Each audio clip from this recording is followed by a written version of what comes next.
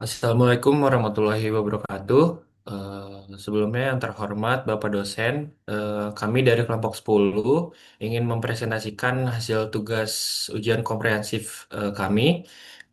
Topik kami ialah desain sistem pengisian dan pengosongan CO2 dari kapal dengan efisiensi tinggi. Next.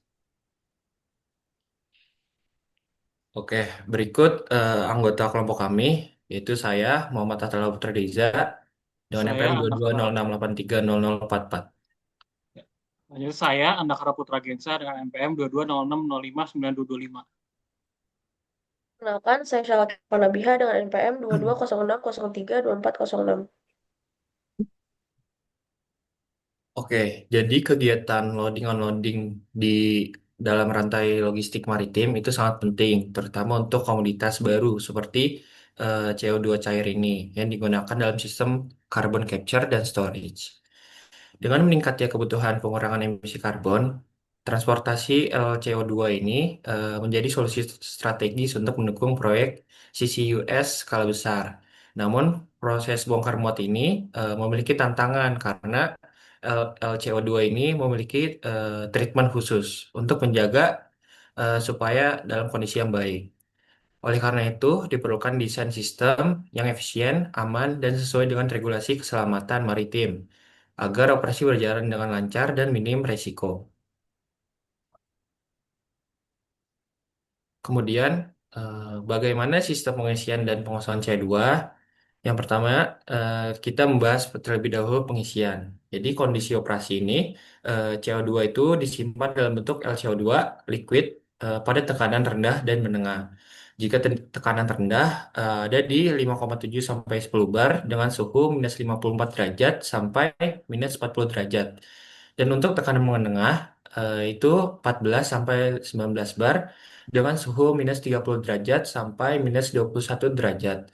Kondisi ini, tujuan kondisi ini agar untuk menjaga CO2 tetap cair tanpa membeku. Kemudian kita lanjut ke proses pengisian. Jadi yang pertama, CO2 cair ini disalurkan ke tangki kapal melalui loading arm atau selang fleksibel. Kemudian aliran ini dikendalikan oleh pompa kriogenik dan katup tekanan untuk memastikan CO2 ini masuk perlahan agar tidak terjadi fluktuasi tekanan. Kemudian selama pengisian, sistem pendingin ini, sistem pendingin di kapal ini harus tetap menjaga suhu CO2 agar tetap stabil. Kemudian tekanan dalam tangki dijaga dengan venting system untuk mencegah overpressure. Berikutnya ada peralatan utama, yaitu ada loading arms, pompa kriogenik bertekanan tinggi, valve pengaman, dan sensor suhu atau tekanan, tangki tangki semi refrigerated tipe C. Lalu next. Nah, untuk yang pengosongan, ini konsep utama offloading ini kami menemukan beberapa artikel, yaitu salah satunya GCMD dari konsep studi to offload on board capture.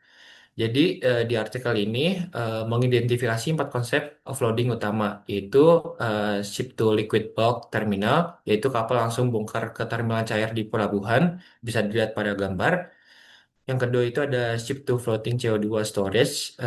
Kapal memindahkan ke kapal menyimpan CO2 terapung di laut. Kemudian ada ship to liquid bulk terminal plus intermediate vessel, yaitu ada kapal penerima perantara sebelum ke darat. Yang terakhir itu ada ship to terminal via isotank containers, yaitu CO2 disimpan dalam tangki kontainer ISO dan diturunkan di terminal kargo.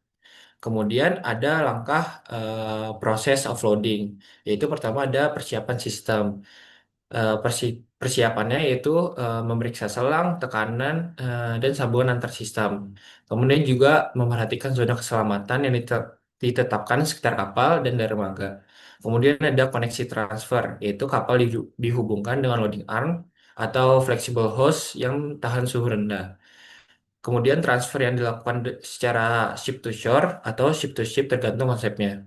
Kemudian yang ketiga ada pemompaan CO2, yaitu pompa di kapal atau di fasilitas penerima mengalirkan CO2 ke cair tangki penyimpanan. Jika CO2 ini harus diinjeksi ke reservoir bawah tanah, maka dilakukan pemanasan terlebih dahulu hingga suhu mendekati 0 derajat. Kemudian yang keempat adalah kontrol fase dan tekanan, yaitu selama proses sistem menjaga CO2 ini agar tidak cair dan tidak membeku. Kemudian bila tekanan turun terlalu rendah, CO2 ini bisa berubah jadi padat. Kemudian terakhir ada sistem keamanan. Nah, ini sistem keamanan ini dilengkapi oleh emergency shutdown dan emergency release system untuk mencegah kebocoran.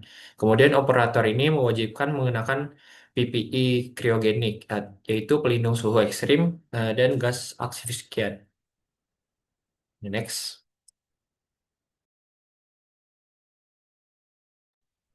Selanjutnya masuk kepada metodologi desain. Yang pertama, kita harus menganalisis kebutuhan dan juga operasional dari kapal, yaitu dengan menentukan muatan dari kapal tersebut, tekanan, dan juga suhu kerja pada sistemnya. Kemudian pemilihan komponen utama dengan memilih pompa, katup, dan juga tangki cryogenik. Selanjutnya menganalisis resiko dan juga kepatuhan hukum yang dapat dilakukan dengan metode HAZOP dan juga HAZIP. Selanjutnya evaluasi, efisiensi, dan juga keselamatan, yaitu berdasarkan hasil simulasi dan analisis operasional. Output HAZIP dapat diperoleh dengan daftar potensi bahaya dan juga saran mitigasinya, dan kemudian output dari HAZOP yaitu tabel lengkap, deviation, cause, consequence, safeguard, dan juga recommendation. Dan selanjutnya rekomendasi desain dan juga input untuk desain proteksi yang berlapis dan juga menggunakan QRE. Selanjutnya masuk pada desain sistem. Dapat digunakan cryogenic system untuk mengalirkan CO2 yang cair dari tangki ke sistem loading yang aman karena memiliki NO1 redundancy dan juga sensor suhu atau tekanan. Kemudian vapor return line yang digunakan untuk menyalakan gas CO2 dengan mencegah overpressure di tangki kapal dan juga mengurangi pembentukan gas sisa. Kemudian CO2 dan O2 sensor, yaitu untuk mendeteksi kebocoran pada gas di area operasi sesuai dengan standar IMO dan juga SOLAS. Kemudian Coriolis flowmeter yang digunakan untuk mengukur massa CO2 yang ditransfer secara akurat dengan tujuan kontrol laju aliran real time dan juga data akurat untuk deteksi kebocoran. Selanjutnya, kita juga menganalisis risiko dan juga mitigasi operasi transfer dan juga regulasinya. Risiko pertama yaitu kebocoran CO2 dengan dampak kekurangan oksigen dan juga frostbite. Mitigasi yang dilakukan yaitu sensor CO2 yang sudah disebutkan, kemudian ventilasi darurat, SOP isolasi, dan regulasi acuannya disesuaikan dengan SOLAS 2, IMO, dan juga IMO CO2 Guidelines. Kemudian risiko overpressure yang dapat berdampak kepada pecah tangki atau pipa. Kemudian mitigasi yang dapat dilakukan adalah relief valve, rupture disk, dan juga alarm tekanan yang disesuaikan dengan regulasi IGC code. Kemudian resiko yang ketiga yaitu IC dapat berdampak pada sumbatan dan juga sumbatan pada katup atau pipa dengan mitigasi yang dapat dilakukan yaitu heat tracing atau isolasi multilayer yang disesuaikan dengan acuan ASME Cryogenic Code. Kemudian yang keempat dapat terjadi resiko gangguan kontrol yang dapat berdampak pada overfill dan juga overpressure. Mitigasi yang dapat dilakukan adalah redundancy PLC, interlock, dan juga interlock otomatis. Regulasi acuan yang digunakan mengacu pada SOLAS 9. Kemudian resiko selanjutnya yaitu kesalahan manusia. Dampaknya pada operasi tidak aman, mitigasi yang dapat dilakukan yaitu pelatihan dan juga checklist keselamatan. Regulasinya mengacu pada STCW, AV, atau 31.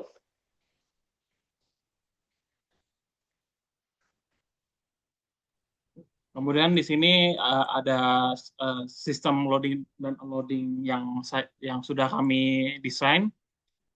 Pertama, kita asumsi dulu target transfernya 20.000 meter kubik CO2 cair.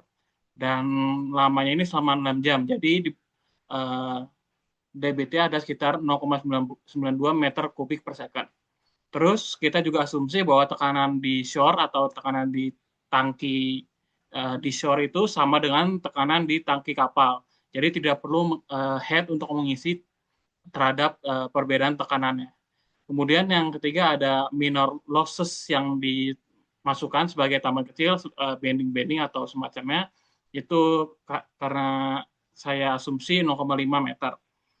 Kemudian setelah perhitungan, di sini ada perhitungan di bawahnya, ada perhitungan dapat Q-nya 0,925, terus V-nya kita dapatkan 2,4 meter per second, terus major losses-nya kita dapat 1 meter, dan minor losses-nya 0,5 meter. Jadi totalnya sekitar 1,5 meter. Kemudian di sini kita dapat daya dari pompanya, dibutuhkan daya sekitar 20 megawatt, 20 kilowatt, setelah dengan efisiensi motor motor itu 70% dan efisiensi pompanya 95%, jadi dibutuhkan sekitar 30 kilowatt. Nah, setelah itu total head yang didesain itu kita lebihin jadi 2 meter, terus daya motor yang direkomendasikan sekitar 35 watt, kita tambahin sedikit, terus pipanya lebarnya asumsi sekitar 700 mm, itu kecepatannya 2,4 meter. Terus saya juga setelah perhitungan saya dapat pompa yang cukup untuk sistem yang saya desain, yaitu WZF series 00 OH1. Ini pompa sentrifugal. Tapi dibutuhkan dua pompa WZF series ini untuk loading dan unloading karena debitnya kurang dengan flow rate di pompa tersebut. Untuk head dan temperatur itu sudah memenuhi desain sistem kami. Kemudian kesimpulannya, sistem pengisian dan penguasaan CO2 cair dari kapal harus dirancang dengan prinsip efisiensi tinggi dan keselamatan aman. Dengan teknologi cryogenic pump, vapor return line, serta kontrol otomatis untuk memastikan aliran cepat, stabil, dan aman. Desain ini juga wajib mengikuti standar internasional seperti SOLAS, MARPOL, Annex 6, IGC Code, dan IMO CO2 Guidelines, sehingga sistem tidak hanya efisien secara energi, tapi juga memenuhi persyaratan hukum dan layak diterapkan pada kapal pengangkut CO2 generasi baru. Dari perhitungan saya, kebutuhan sistem yang dirancang sesuai dengan asumsi dibutuhkan 2 pompa WZF series OH01 untuk memenuhi demand system. Berikut ada referensi yang kami gunakan untuk membuat PPT ini. Ya, sekian presentasi dari kami. Terima kasih.